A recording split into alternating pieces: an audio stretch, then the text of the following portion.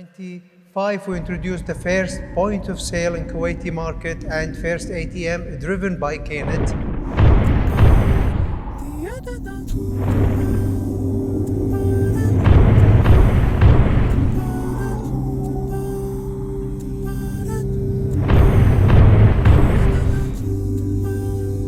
This is the heart of the Knet operations. Amazing. As a payment company, things need to be developed, they need to be thoroughly tested. Then we can start doing it in the market. So we'll go to a couple of areas here, which is our Knet test lab. Perfect. You're the CEO. You've been with the company for I think 27 years, almost 27. And how is your day-to-day? How do you spend your regular? We talk about the nice small devices down. Yes. And this is the history. And right? this is the history. Let's go.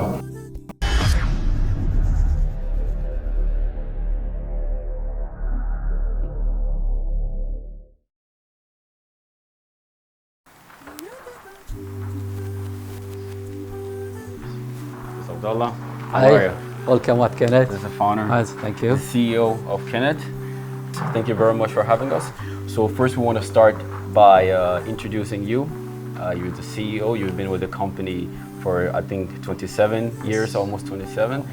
And how is your day-to-day? How do you spend your regular? First of all, thank you for taking the initiative to come and visit us at Knet. I've been in Knet from '93. We'll have maybe a quick tour around just to show you. Sure. We'll start from the heart of Knet, which is our operation. Right. In this floor we have the management and we have some of the admin offices and our meeting rooms and these things. But we'll go to the operation room where we can see the day-to-day activity in Knet. Well, you cannot say day-to-day, but it's 24/7, as you know. So we'll visit the Knet operation room. It's a manned 24/7. This is where all the operation of Knet have been monitoring, checking that everything is okay. Right. So please. Let's check it out. Let's go.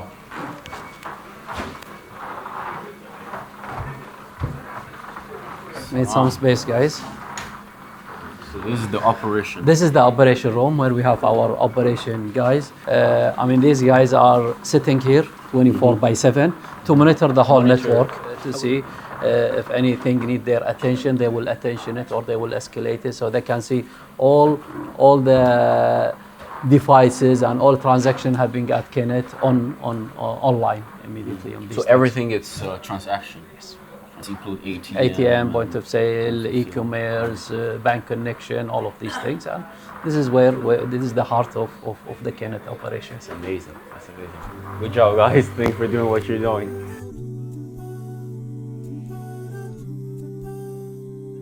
We'll go now to see where things get prepared before we put it in the market. So as a payment company, things need to be developed, they need to be thoroughly tested. Then we can start doing it in the market. So we'll go to a couple of areas here, which is our Knet test lab. Perfect. This is one of the area where we have all different kinds of machines.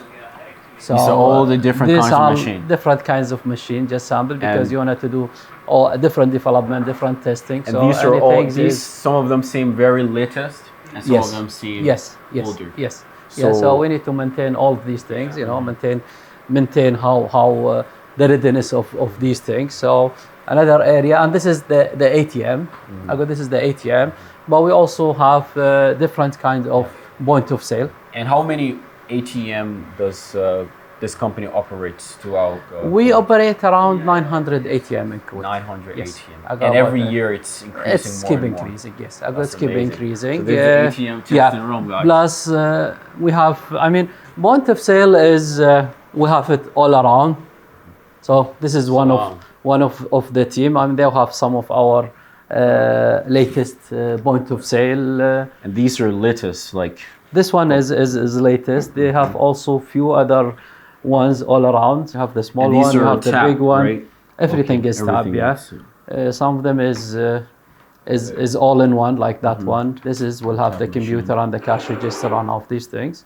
Some of them is very tiny. And these are already in the market in Kuwait? Yes. Okay. I mean, we have too many types of point of sale. Depend on the market need. We have about 70,000 devices in the market. And how many types? I think I saw, was it like more than 13 or 15 different kinds? Yeah, it's more than 15 plus a few ones that we just launched it. So, and it's designed for all things. It's either in shop or we can show you some of them that been used also for outdoor. Something like this can be installed outdoor. Outdoor. So this is new. Are these already in the market yes, yet? Or? Yes, it's already in the market. And it's not as widely as the other, but these are designed for self-services machines. So you can put these devices, so you can attach it to any self-service machine, like any vending machine or any kiosk machine. Can be inside, outside. It's have different combinations. So this attached to another machine. Yeah. So if you have a vending machine, you can attach this to it, and it's widely used. You see it in chaos, self-service chaos, ticketing chaos, any type of a self-service. You can interact with the machine direct. Great. The remaining is only offices. Yeah, there's operations and planning. Yes. Awesome. Ladies doing testing, all these things. Do you have the MBOS? Which one do you have? We can show you some of the either new devices. Give me the D200. Something like this. This is one of the newest. Yeah. This is one of the newest. This can be used all across Kuwait, anywhere. Yes. Yeah, and we have even smaller than this.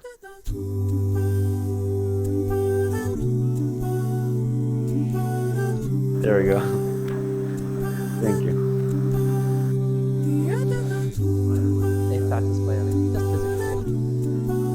Hi garage, how are you?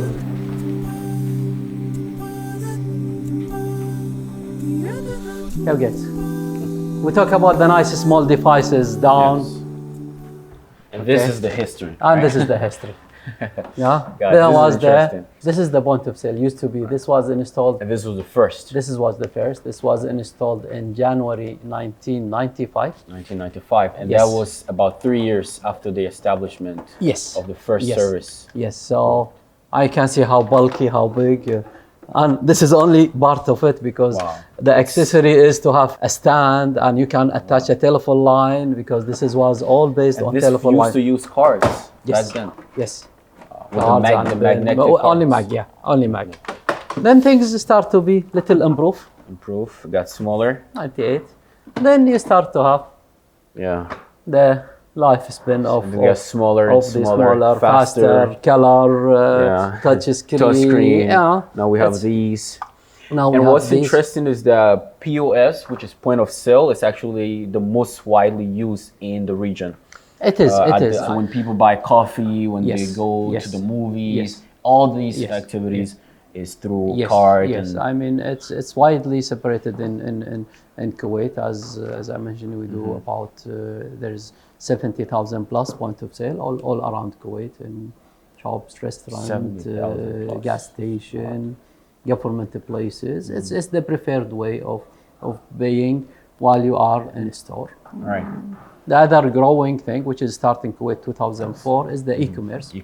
Which is mainly for services, online shopping, all of these things. And it's also, we have more than 1,500 online merchants connected to that payment gateway. And it's fast. It's fast. It's been 40% in the last year and the year before, all these things. And, widely used by especially company that you need only services or food industry, government, travel, all of these things. I mean, we all use these online services. So as we're seeing the shift, even though the payment gateway and the terminals are getting faster and faster, but yet e-commerce is coming in with a lot of growth, and every year is getting more and more. So where do you think the growth, because I've asked you this before about apps and all these stuff, where do you think the growth is going to be when it comes to the online use,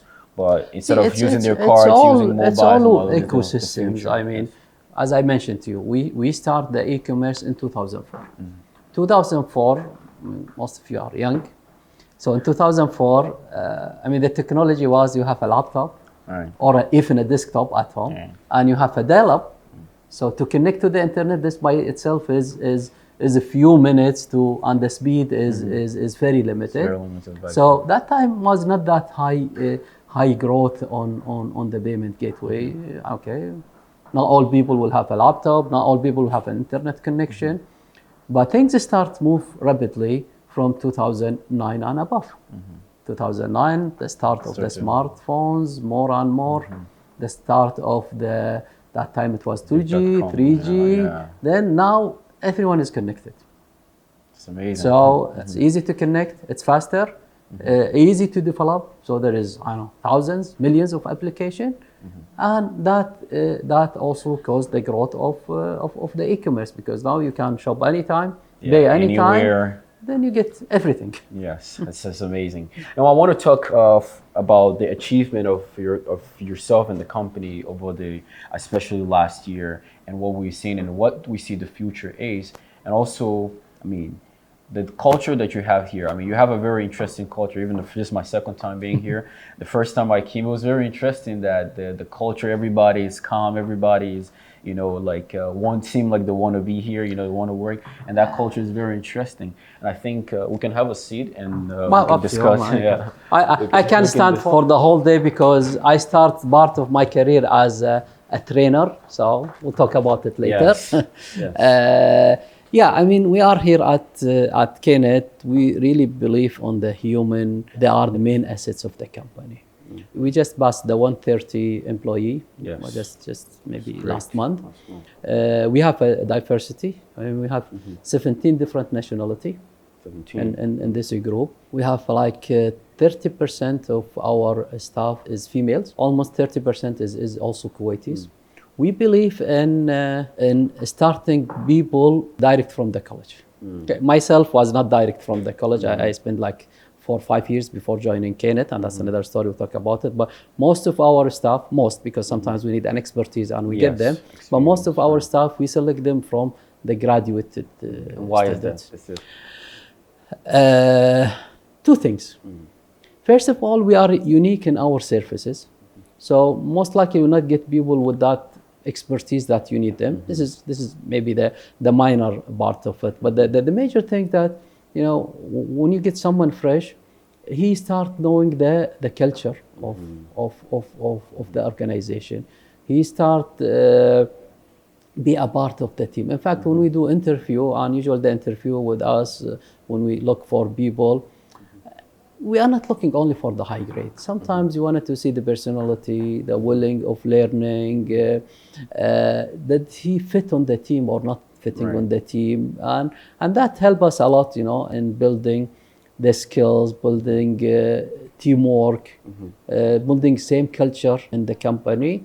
And alhamdulillah, most of our staff, I mean, I've been 27, but I have 2 other staff that more than me. Okay, we have a lot of people that been spending more than 20 years, 10 years. We have some of our staff that he doesn't know any other place except Knet. I mean, he joined from the school direct to and Knet. you find that these students are we find these are the real assets of the company. What do you look for when you try to find these young minds coming up? What are the qualities you look for? I mean, usually we work with the universities in Kuwait and other schools to get their list of graduates, and this is usually our way of recruiting people. So by calling them, trying to see if are they interesting to join or not. See, now people know Knet. I mean, Knet is widely used, but if you think about 10 years ago, 20 years ago. It was not that widely used on these things. So we screen them, we call them, try who's coming to interesting to come for the interview. And the interview, we focus on the personality of the candidate. And not the grades and all the extras. Not the grades. No, I mean, grades is good. I mean, but you need to know his personality, his commitment to work.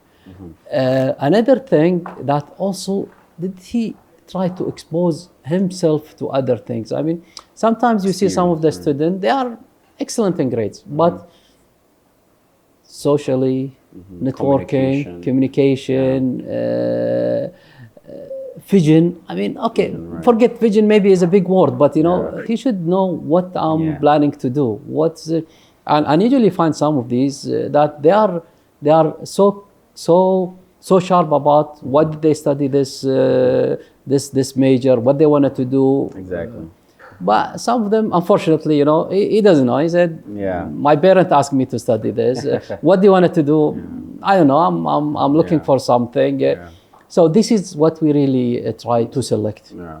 So see, new generation, they have a lot of knowledge, but also they need to have skills. I mean, they need to learn skills while they are studying. Some of them will be interesting because you can see him, he's active. He's been working in project in the college. He's been working in other areas, not only studying.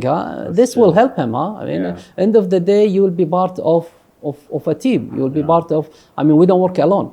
I mean, we work with our banks.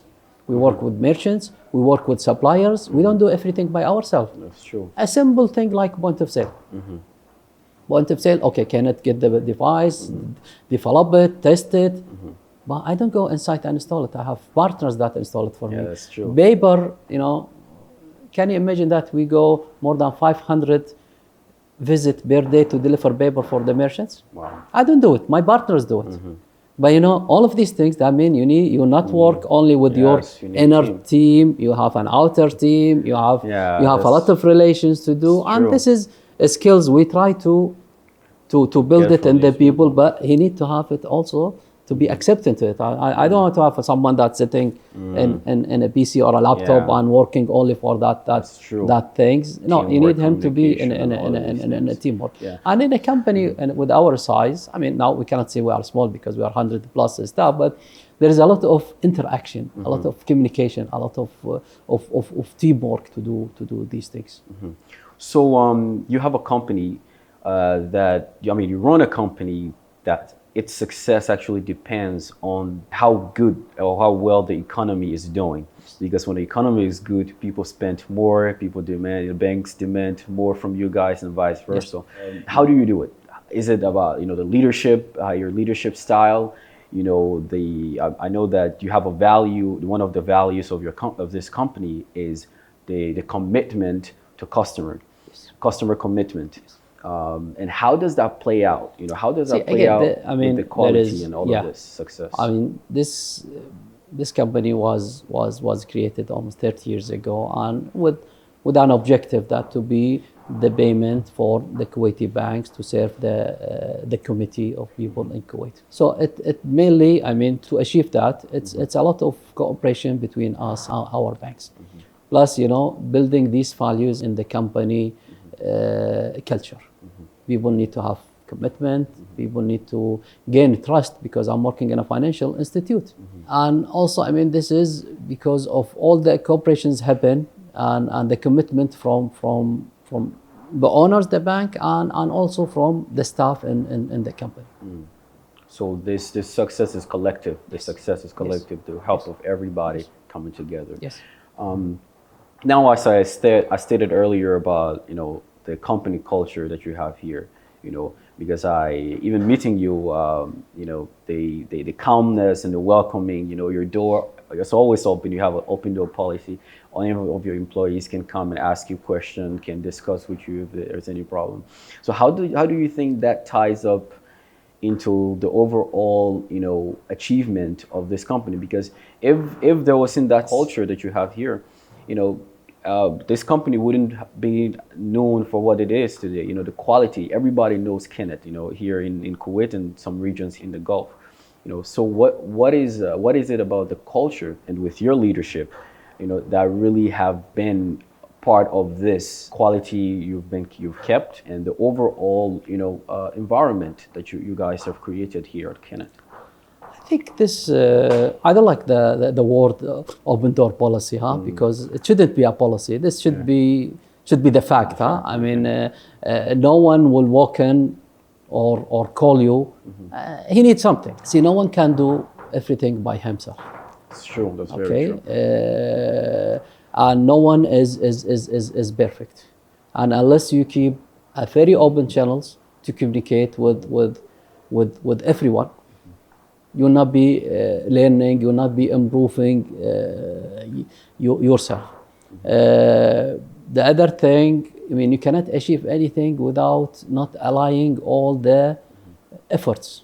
That's true. I mean, alignment is maybe a small word, but the effect of it, I mean, call it alignment, call it synergize, call it cooperation, call it all these things. But, you know, to align people, you need to understand people. You need to understand their needs, what their views about things. You need to sit and discuss, then execute. That's true. And that has been your, I mean, you say don't call it a policy, but it is, you know. It needs to be, you know, it needs to be culture, habit. It needs to be in the nerve of individuals, and that will affect the organization. And you've been with this organization for since the starting team, you know, right? Yeah, like, when I joined, I think we was less than 10 that time. 10 I joined 1993. I mean, I was not having an office. I mean, we share one PC, four of us. Wow. And it was like a startup company. It was. When I joined 93, there was no single services was available. And this was the first of its kind in the Kuwait. In Kuwait, yeah. It was. I mean, the story about the bank. I mean, banks agreed to create this company in 1989. Then they start working out in 1990. But you know, during the invasions of these things get delayed. Then they start up again, late 92. Then 93 started getting an office and all of these things. This is where I joined. I remember when I joined, it was almost empty floor, and there was like 2, 3 managers. I was that time not even a senior, because I was only 3-4 years from college. And one thing that really I wanna to address it to new workers in any places. I don't use the big management word, comfort zone, and of these things, but you need to work, you know, in gaining more. I mean. Don't lock yourself in something narrow. You need to do a good selection, first of all, to where we wanted to work, but try to expand your knowledge. I mean, I joined for a specific job, but I end up doing multiple jobs, and that helped me because it's a small organization that time. But you know, you need to expand other opportunity within the organization you are working. Again, don't lock yourself in a specific. And the other thing, you know, you not always do what you like, because you need to do whatever required. I mean, we don't like to do paperwork. You need to do paperwork. Yes. It's a part of the job. I mean, I'm trying to simplify it, but you know, when you join an organization, try to explore what you can do and what you can help the organization on it. And people monitor and spot, especially newcomers.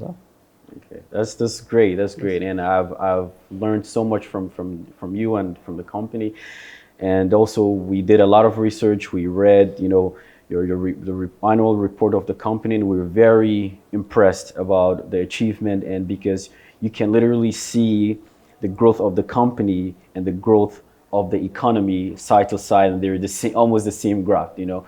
But where do you see in the future the growth of the company? Like, what is the future like, in the sense that what's next? What's next? Yes.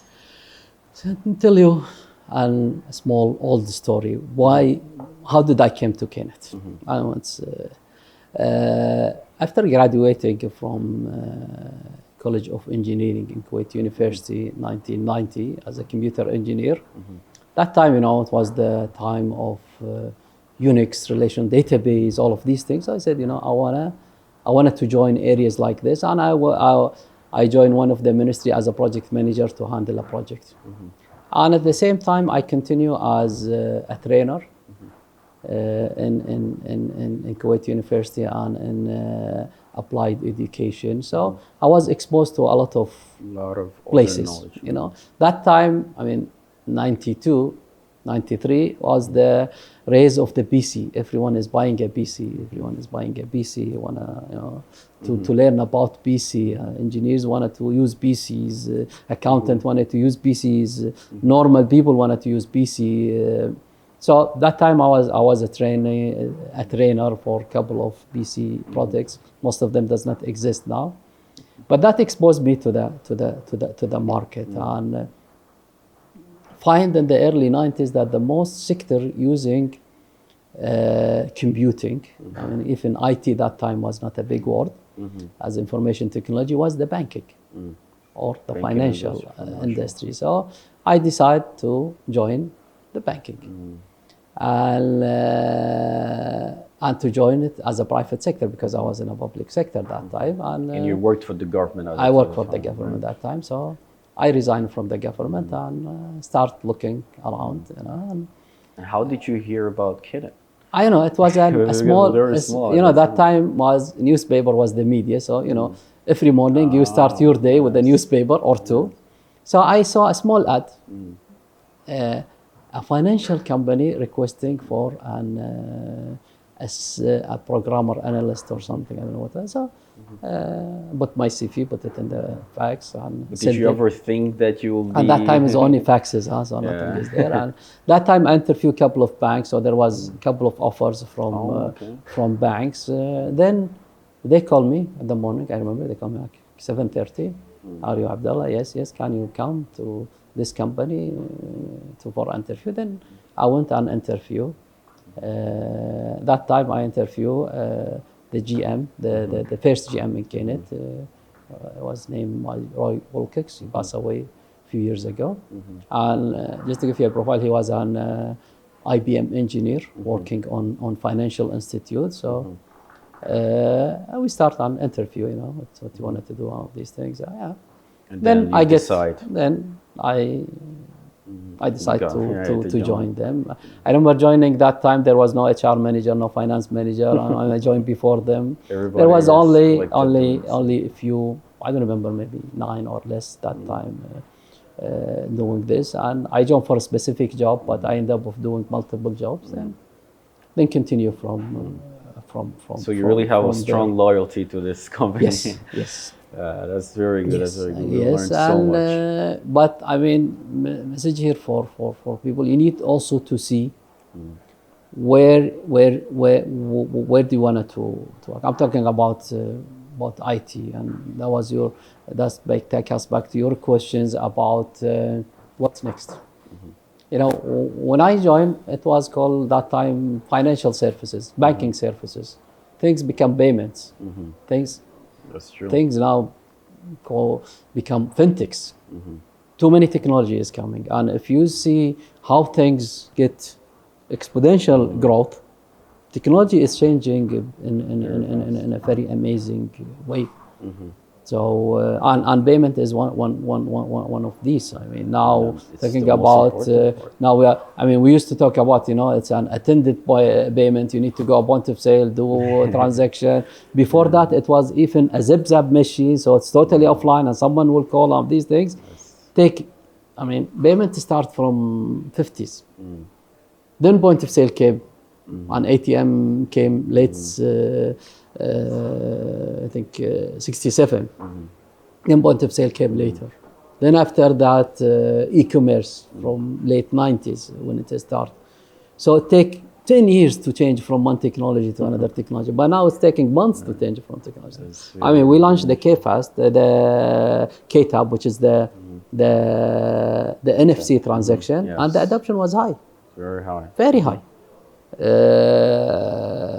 We launched the KFast and the payment gateway where the number get tokenized and you only need your PIN only.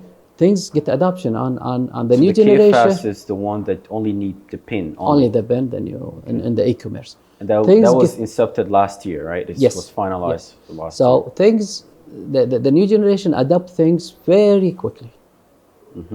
So, I mean, you can see existing now technology that's amazing. I mean, now you can they can predict what you wanted to buy, what they might be able even to buy it instead of you. Now with all this information captures about people and behavior, things is been changing a lot, and it will keep accelerating. And Knet is committed to keeping with the trend. Yeah, this is amazing. I think we've learned so much from you. I mean, we obviously have learned so much from you, myself and our team. Thank you for giving us the opportunity to talk through you to the young generation. I'm a father by myself. I have four in studying. So I think the thing that you do and your team is really will make a difference and will keep people thinking about their kids' education and their career. I mean, education is just one step in the career, because it's never stop education. I'm still going seminars, training, all of these things, reading, everything. I mean, it's never ends. It's never ends. Thank you very much for the compliment. Thank you very much. Is there anything you want younger people out there to know? I mean, any last words you want to give to them, especially being a father and myself being a young person, that you will any advice that have been very good for you, that have been I always say things in the past was much simpler, much simpler. I mean, even if I predicted in the point of sale, that was a dial point of sale, so I troubleshoot the telephone, it will work. Simple technology. Right. But things now, but with that time, opportunity was much lesser.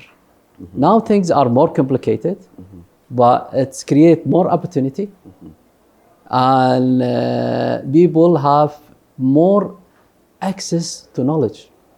Now with your whatever, I mean, with your phone, with your smartwatch, you can search for anything and find it. When I was in a college, in the late 80s, we've been asked to do a paper. We went to Kisser to have access to some international library to find some papers. Now you don't need to have anything, but that create, so you have more knowledge, more information available, you have more opportunity available, but you need to be aggressive to get that opportunity. That's true. So there you go, guys. You have to learn, keep learning, be aggressive, and take advantage of the opportunity that you have, right, with the internet. Yes. Thank you so much. Thank you for Abdullah. Thank you very much. Thank you so much for your time. And we've learned so much from you. And we'll keep learning from you, inshallah. What's up, Young Milliz? I hope you guys found value in the content you just watched. If you do, make sure to like, subscribe, and comment below. And also remember to share. And if you don't, I'm definitely going to jump. Peace!